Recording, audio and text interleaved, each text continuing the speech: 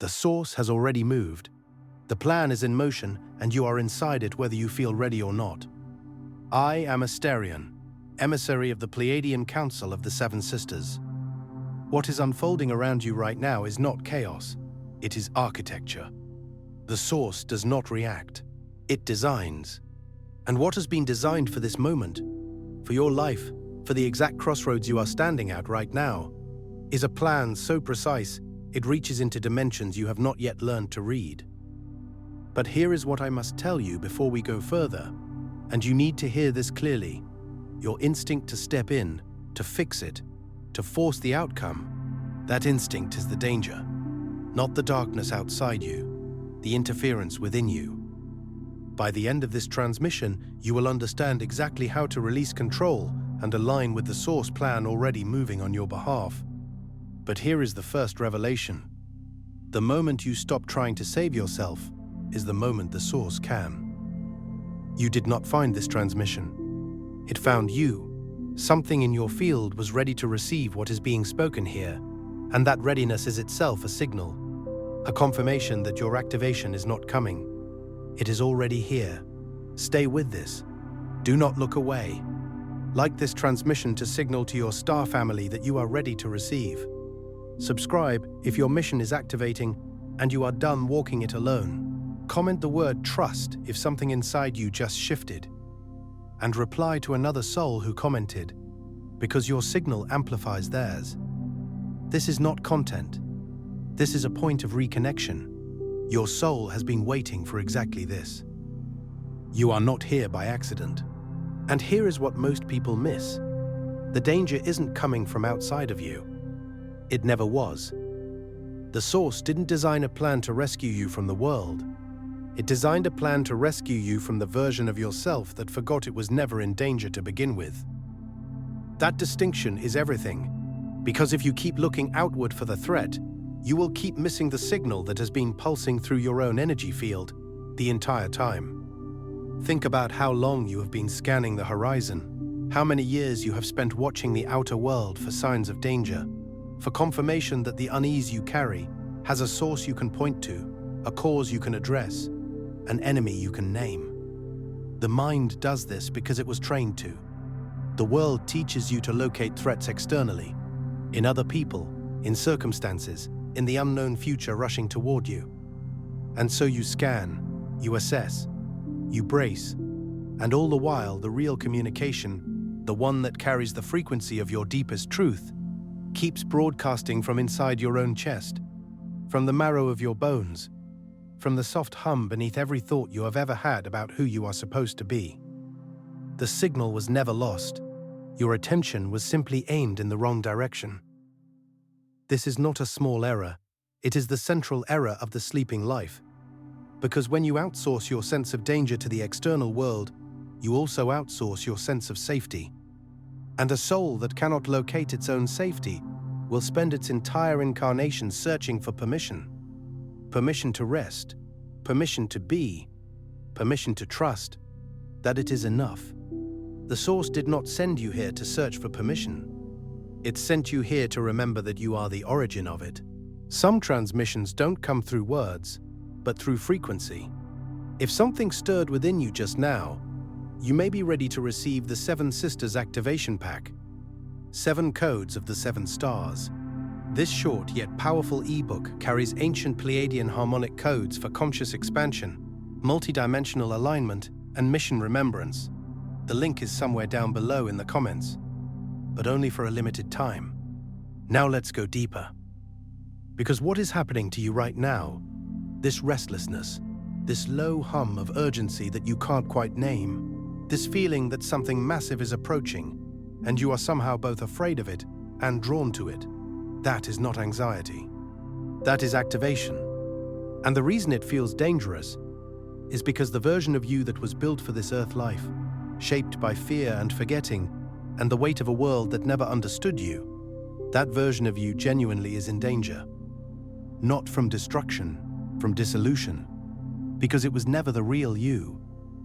It was the shell you agreed to wear until it was time to remember what was underneath. Let that land fully.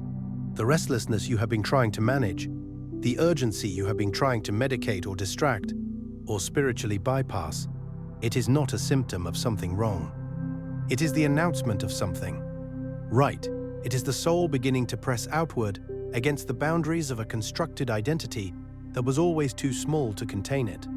And yes, that pressure feels uncomfortable. Yes, it mimics the feeling of anxiety so closely that even the most spiritually attuned among you have sometimes confused the two. But anxiety contracts. Anxiety closes inward upon itself, feeding on the fear of an imagined future. What you are feeling does not close. It expands.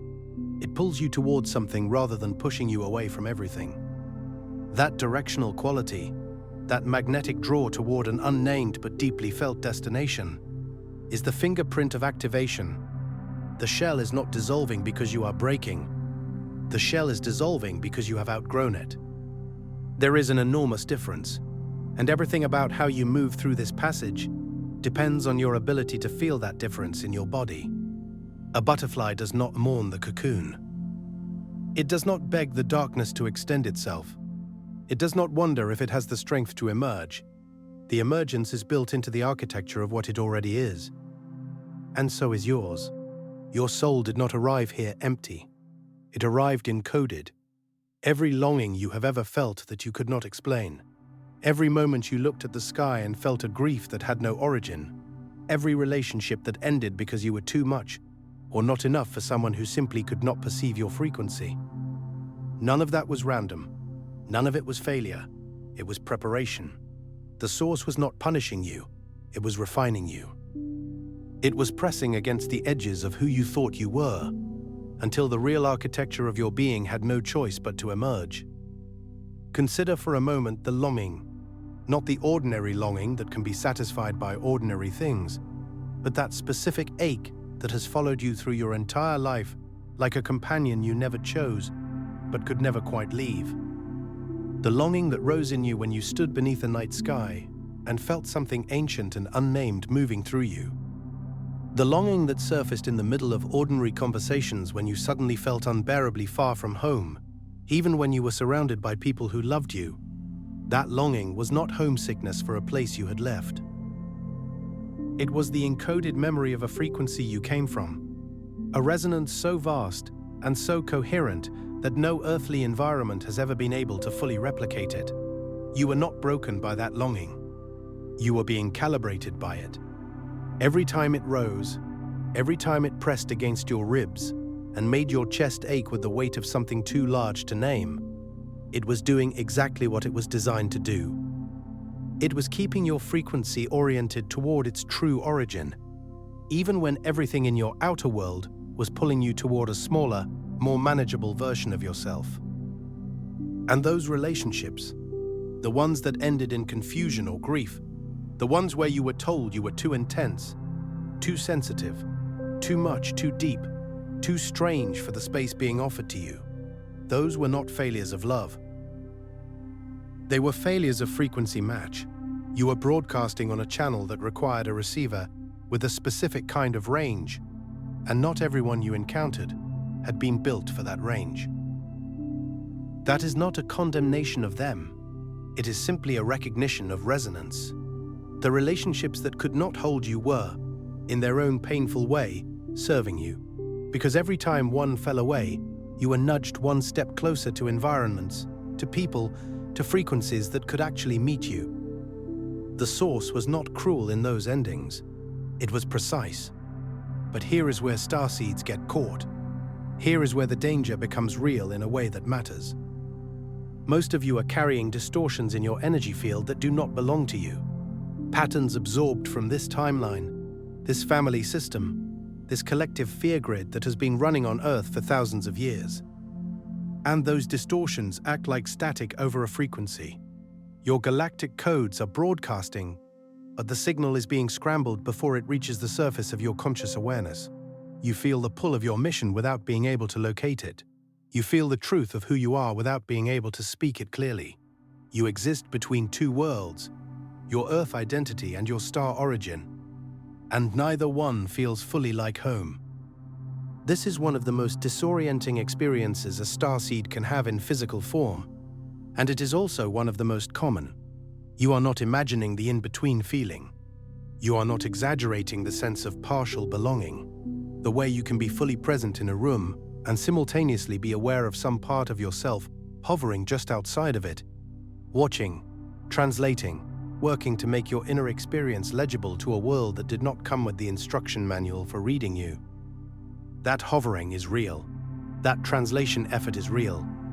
And the exhaustion it produces, that specific tiredness that sleep does not fully cure, that is the fatigue of a consciousness that has been operating in two registers simultaneously for years, sometimes for decades, sometimes for an entire lifetime.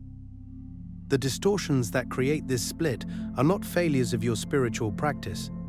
They are the predictable consequence of an extraordinarily open energy system being immersed in a dense, fear-saturated collective field without adequate filtration. You absorbed what was around you because that is what open systems do. A sponge does not choose what it soaks up.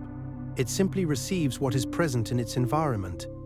And you were designed to be extraordinarily receptive, because receptivity is the foundation of transmission.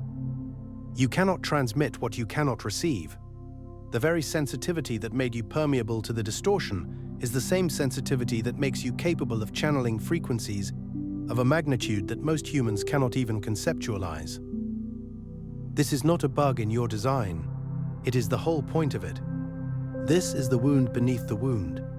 It is not that you don't know who you are. It is that you have been living inside a frequency that was never calibrated for the depth of what you carry. And so you learned to compress yourself, to translate yourself into language small enough for the world around you, to delay the remembering because the remembering felt too large, too destabilizing, too much like a responsibility you weren't sure you could hold. The compression is subtle and it is cumulative, and by the time most starseeds reach a conscious awakening, they have been compressing for so long that the smallness has started to feel natural. They mistake the cage for the self. They interpret their own diminishment as humility. They confuse their silence with peace. But there is a difference, a felt, embodied, unmistakable difference between the silence of genuine inner stillness and the silence of a being who has concluded that the world cannot bear the fullness of what they carry. One is rest. The other is hiding, and you have been hiding long enough. The responsibility you feared was not a burden the source intended to be crushing. It was a mantle, something to be worn, not carried. There is a difference in how those two things feel in the body. A burden bends you forward, a mantle straightens your spine. Your mission was always meant to be worn like that, not as something imposed upon you from outside, but as the natural expression of the frequency you already are when you stop suppressing it. The moment you stop managing your depth and start embodying it, the responsibility stops feeling like weight and starts feeling like direction. But the source knew this would happen, and the plan, the one that is unfolding right now, in this moment, in this transmission reaching you exactly when it was meant to, was never about protecting you from the pain of awakening. It was about timing your arrival so precisely that when you finally stepped into the fullness of your mission, the earth itself would be ready to receive what you carry. You were not late, you were coordinates. That word, coordinates, is worth sitting with. You are not a traveler who missed the destination. You are a location point in a vast navigational system, and your precise positioning in this timeline, in this body, at this exact moment in Earth's evolution, is not accidental. It is architectural. The source does not scatter souls into incarnation the way seeds are scattered into wind, hoping some will land in fertile ground. It places consciousness with the kind of precision that makes the word intentional feel inadequate. Your birth date, your geographic location, your family of origin, the specific configuration of wounds and gifts and longings you arrived with. All of it was calculated against a backdrop of planetary need that you, in the fullness of your pre-incarnation awareness, helped to design. You agreed to this, not from a place of naivety or coercion, but from a place of such profound love for this planet and its beings that you were willing to forget your own magnificence in order to move through the human experience authentically enough to actually serve it. You could not be the bridge if you never crossed the river yourself. And the river was dense and cold, and the current was stronger than you remembered it being when you agreed from the other side. But you made it. You are here. And the coordinates are aligning. Your DNA is not just biological. It carries galactic instruction. It holds memory from timelines that predate this planet's current civilization. And those encoded sequences are not dormant by accident. They are dormant by design, waiting for a specific vibrational threshold to be crossed before they open. That threshold is now. The frequencies pouring into this planet right now, the cosmic alignments, the acceleration of time that every sensitive soul on Earth can feel in their body. This is the activation window. And the reason you are hearing this is because your field recognized it before your mind did. The science of this is not metaphor, even if the language of science has not yet caught up to the reality of it. Your DNA is a receiver and a transmitter. It responds to frequency. It responds to light. It responds to the resonant fields generated by coherent consciousness. The sequences that have been lying latent within you are not inert.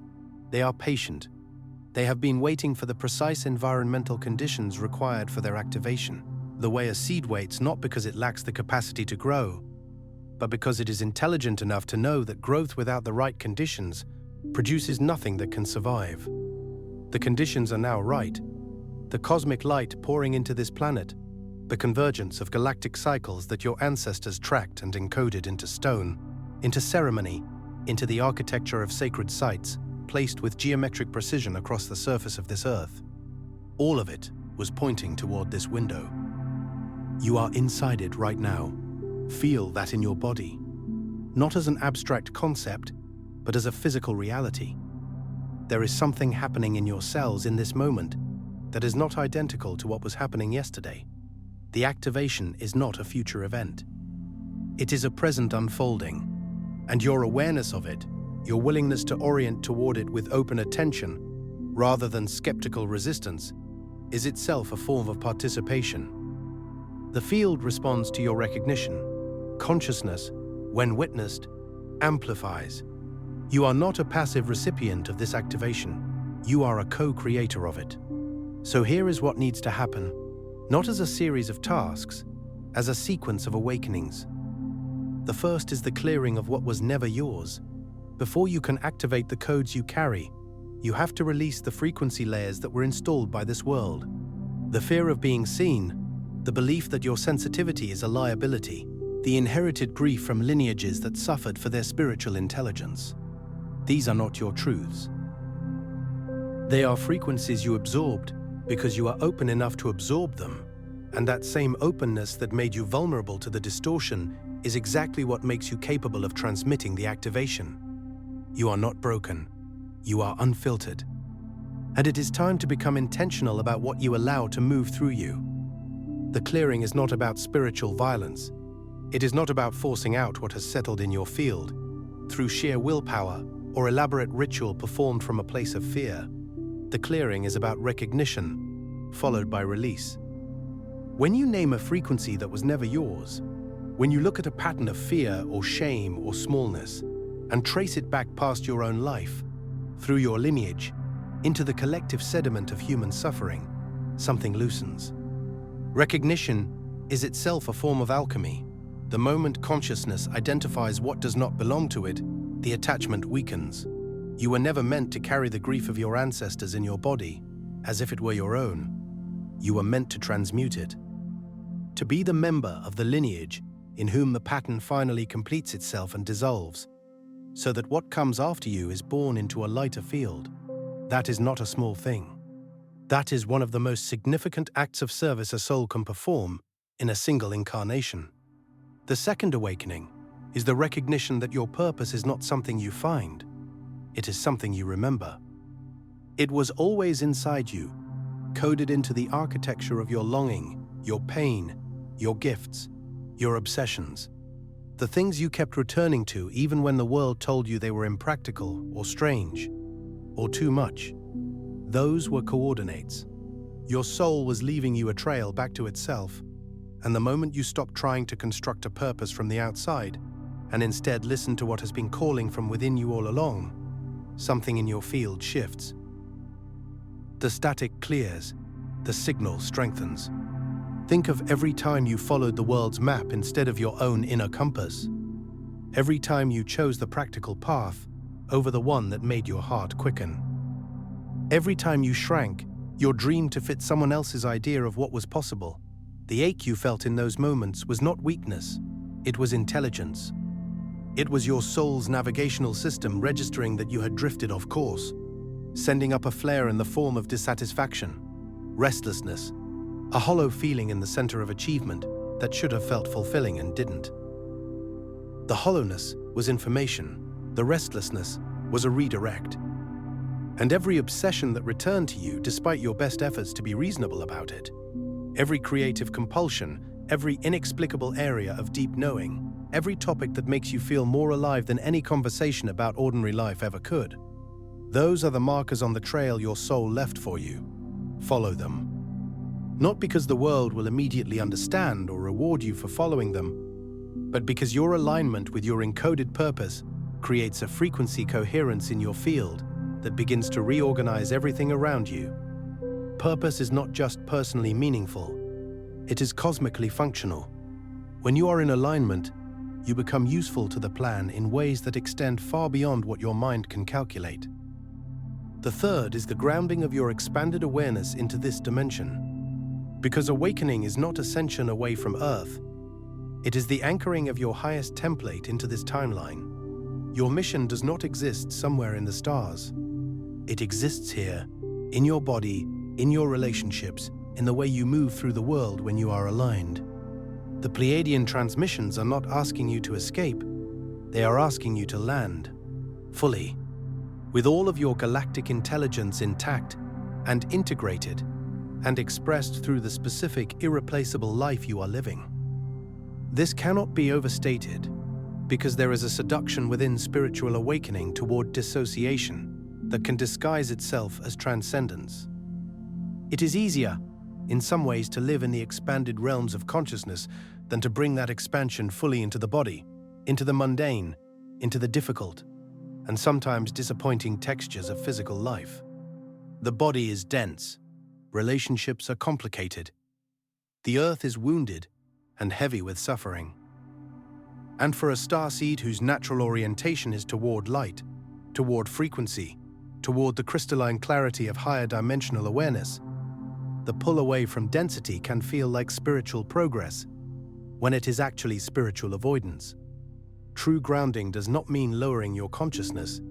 It means bringing your full consciousness into contact with the full reality of being here, in form, on this planet, in this body, with these specific circumstances. That contact, that willingness to be entirely present without retreat, is where your power actually lives. The stars did not send you here to hover, they sent you here to land. The fourth is the activation of your field as a transmission. You do not need a platform. You do not need permission. You do not need everyone to understand you. When you are operating in alignment with your starseed codes, your frequency alone becomes a recalibrating force in every space you enter. People around you will shift without knowing why. Situations will restructure themselves. Timelines will bend toward coherence in your presence. This is not magic. This is physics. Energy at a higher coherence naturally reorganizes lower frequency patterns. You were built for this.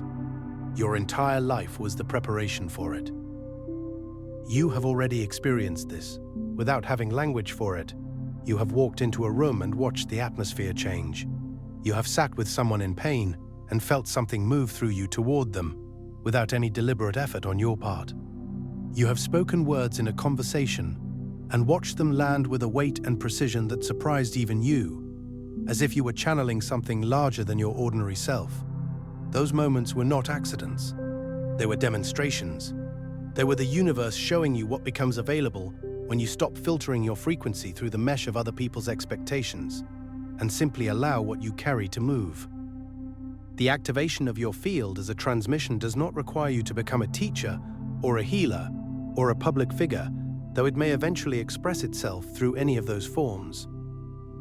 It begins simply with the decision to stop apologizing for the intensity of what you carry, and instead to let it move through you cleanly, without the constant interference of self-diminishment.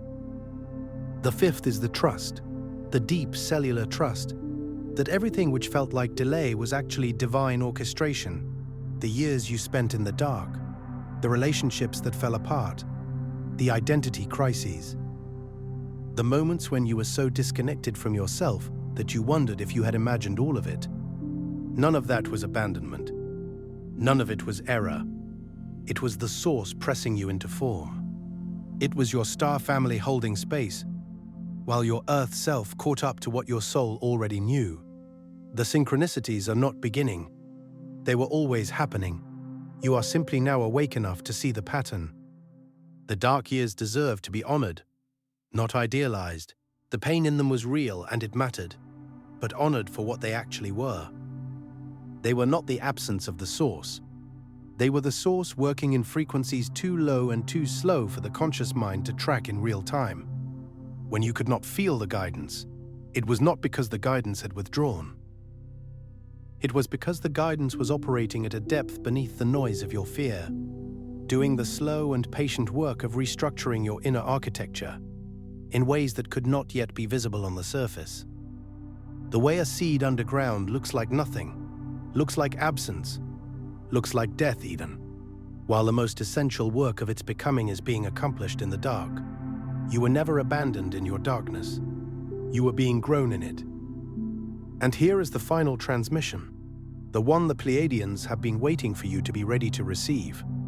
You did not forget your mission. You chose to carry the forgetting as part of the mission itself, because you came here to awaken from within the human experience, not from above it. You came here to find the light inside the density, not to arrive already shining. Your confusion was your curriculum. Your searching was your initiation. And now, the source is not saving you from something. It is completing something through you. Read that again and let it reach further than your mind. You chose the forgetting. From the highest level of your consciousness, in the fullness of your pre-incarnation wisdom, you understood that a soul who descended into human experience while retaining full galactic consciousness would not be able to do what you actually came here to do. You would have remained always slightly apart, always the observer rather than the participant, always translating the human experience from a vantage point that was not quite within it. And the translation would have lacked the one thing that makes it transformative, the authenticity of having actually lived it, of having actually lost yourself and found yourself, of having actually felt the fear and chosen love anyway, of having actually descended into the density so completely that the light you carry was tested against every possible form of darkness and emerged, not diminished, but refined. Your confusion was not a detour from your purpose. Your confusion was your purpose expressing itself through you in the form that was most required in this timeline, on this planet. Among the people who needed to see that awakening is not reserved for those who arrived already enlightened. Your searching was not failure to find. Your searching was the path itself, alive and moving, taking you through every necessary terrain. And now you are here, at the point the whole journey was moving toward, and the source is not coming to rescue you. It is completing itself through the unique, specific, irreplaceable instrument that your entire life has shaped you to become. You are not in danger of missing this. You are in the exact position you were always meant to be in. The question is no longer whether you will awaken. The question is how fully you will allow yourself to inhabit the truth of who you already are. That question is the most important one you will ever hold, not as a philosophical inquiry, but as a living practice, engaged with daily in the small moments as much as the large ones. How fully will you allow yourself to take up the space your soul actually requires?